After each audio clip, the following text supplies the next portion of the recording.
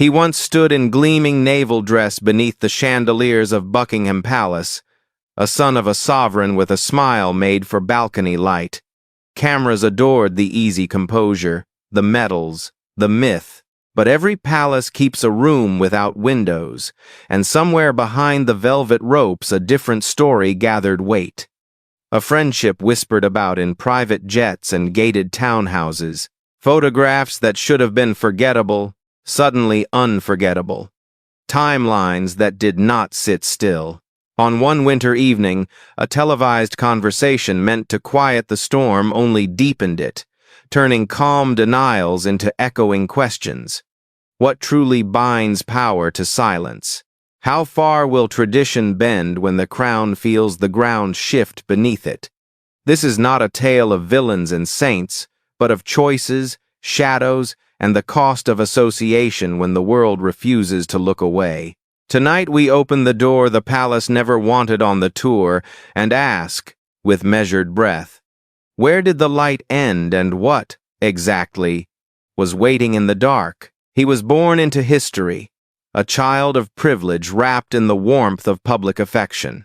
Prince Andrew, Duke of York, came into the world in 1960 as the third child of Queen Elizabeth II and Prince Philip.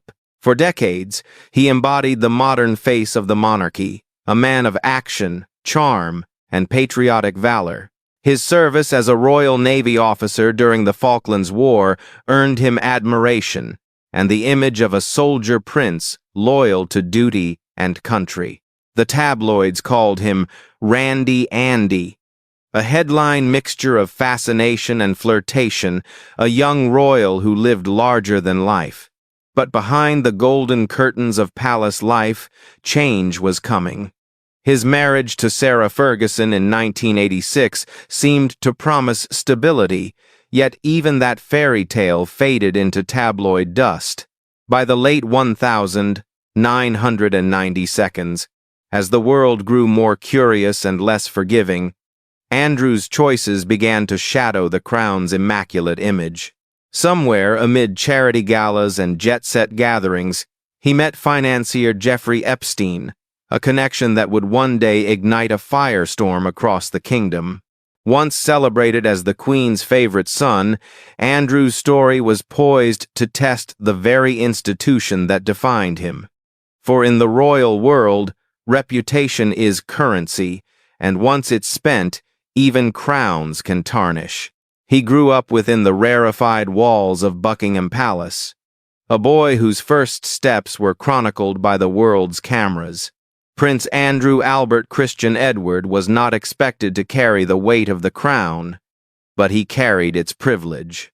Known for his confidence and mischievous humor, he quickly became the Queen's most affectionate child, the one who made her laugh, as insiders often said. By the time he joined the Royal Navy, Andrew was determined to prove himself beyond the silks and ceremonies. In 1982, the Falklands War gave him that chance. As a helicopter pilot, he flew missions under fire, earning genuine respect even from Republicans who rarely praised a royal. The tabloids crowned him the Action Prince, the embodiment of vigor and patriotism. 4 years later came his fairy tale wedding to Sarah Ferguson. The streets of London erupted in celebration, and the nation found a modern royal couple to adore. Together, they brought energy and humor to the monarchy, raising 2 daughters, Beatrice and Eugenie, in relative normalcy. But fame never sleeps. The spotlight that once kissed his medals began to burn. Each headline, each photograph, each whisper was a reminder that the public's love is as fragile as the paper it's printed on. And beneath the charm, a shadow had begun to grow. As the 1990 seconds unfolded, Prince Andrew's life took a quieter but more complicated turn. His marriage dissolved, his duties became ceremonial, and his need for relevance grew. The royal, who once embodied modern vigor, now found himself a bachelor navigating high society, and the company he kept began to shape his fate. It was through Ghislaine Maxwell, the daughter of a British tycoon and a figure in elite circles, that Andrew met financier Jeffrey Epstein. What began as an acquaintance soon became a friendship conducted in private jets, lavish homes, and secluded islands. The prince's name appeared in guest books, his photographs alongside Epstein and Maxwell surfaced, and rumors took root. At first, the palace brushed it off. Epstein was a man of influence, connected to scientists, politicians, and billionaires. But behind the smiles and charity dinners lay a truth that would eventually consume them all. When allegations against Epstein surfaced dark, damning, and global, Prince Andrew's name was no longer an echo in the background. It was a headline. The friendship that had once granted him access now became a noose around his reputation. The world no longer saw a royal war hero but a man entangled in something he could not explain away. And for Buckingham Palace, silence became the only strategy left. The walls began to close in during the late 2010 seconds. As investigations into Jeffrey Epstein deepened, the Duke of York found himself cornered by association. Every photograph was re-examined, every denial replayed. Then came the interview that would change everything. In November 2019, Prince Andrew sat down with BBC's Newsnight in what was meant to be a controlled conversation to clear his name. It became instead a royal catastrophe. His insistence that he could not sweat, his detached tone, and his lack of remorse stunned viewers. Within hours, public outrage erupted. The once golden prince had turned into the embodiment of royal detachment, a man out of touch, unable to grasp the gravity of what he faced. The monarchy, long reliant on restraint and silence, was forced into damage control. Statements were issued, meetings held, and within days, Andrew stepped back from royal duties indefinitely. Newspapers called it the fall of the House of York. The crown had weathered divorces, tragedies, and scandals before, but this was different. This was about trust, morality, and the institution's reflection in the modern age. For the first time in living memory, a royal had been undone not by rebellion or tragedy, but by his own words.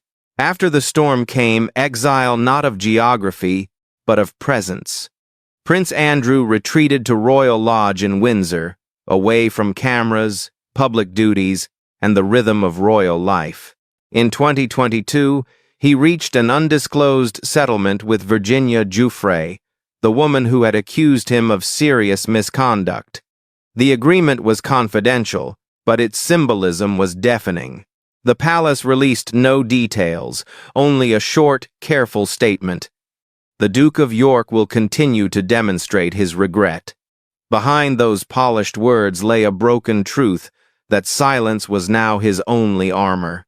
The Queen, then in the twilight of her reign, quietly stripped Andrew of his military titles and royal patronages. When she passed later that year, many noticed he stood in the procession with medals but without rank, a prince in name, but not in duty. Today, he remains largely out of sight. Public opinion has not softened, and official photographs no longer feature him. In the grand narrative of the monarchy, his chapter feels erased, yet the echo remains. Every story about redemption, every attempt at royal renewal, still carries the faint outline of his fall. The scandal of Prince Andrew did more than end a royal career. It changed the way the world viewed the monarchy itself.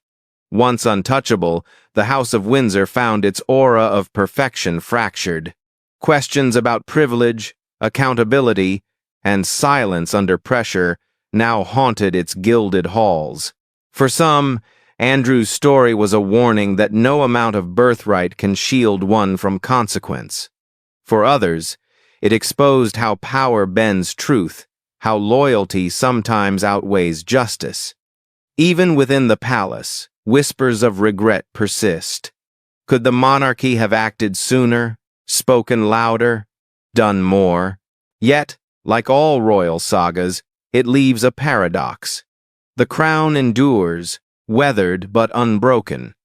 But beneath the jewels and ceremony lies a scar, one that time may fade, but never fully heal.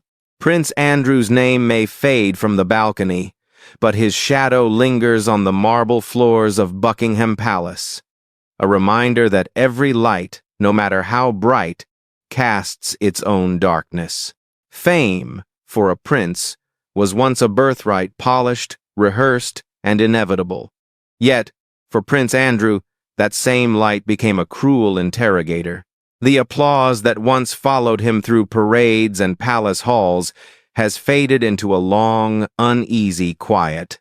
His name, once written beside words like valor and royalty, now drifts alongside controversy and exile.